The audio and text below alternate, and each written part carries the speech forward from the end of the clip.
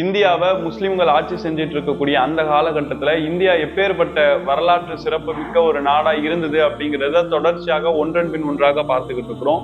அந்த அடிப்படையில இன்னைக்கு நம்ம பார்க்க போற விஷயம் என்ன அப்படின்னு சொன்னா, இன்னைக்கு நம்ம உலக அளவுல பார்த்தோம்னு சொன்னா ஒவ்வொரு நாட்டினுடைய மதிப்புமே எதை வச்சு நிர்ணயிக்கப்படுகிறது அப்படின்னு சொன்னா அந்த நாட்டினுடைய ஜிடிபியை வச்சுதான்.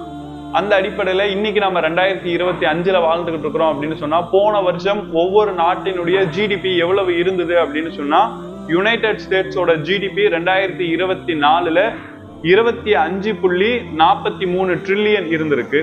அதே போல சைனா அப்படின்னு சொன்னா மிகப்பெரிய அளவுல உலகத்துக்கு எலக்ட்ரானிக்ஸை மேனுஃபேக்சர் பண்ணி அதை சப்ளை பண்ணக்கூடிய இடத்துல இருக்கக்கூடிய சீனாவினுடைய ஜிடிபி 14% இருந்திருக்கு. ஜப்பான் இது 4.25 இருந்திருக்கு. ஜெர்மனி இது 3.85 இருந்திருக்கு. இந்தியாவது 3.41 தான் இருந்திருக்கு. அதாவது அதிகமான ஜிடிபிக்கு சொந்தக்காரர்களாக யுனைடெட் ஸ்டேட்ஸ் அப்படின்னு சொல்லக்கூடிய அமெரிக்கா இருக்கிறாங்க 25%. இந்தியா வெறும் 3%ல தான் இருந்துகிட்டு இருக்கிறாங்க. அப்போ மிகப்பெரிய ஒரு கேப் இருக்கிறத நம்மளால புரிஞ்சுக்க முடியுது.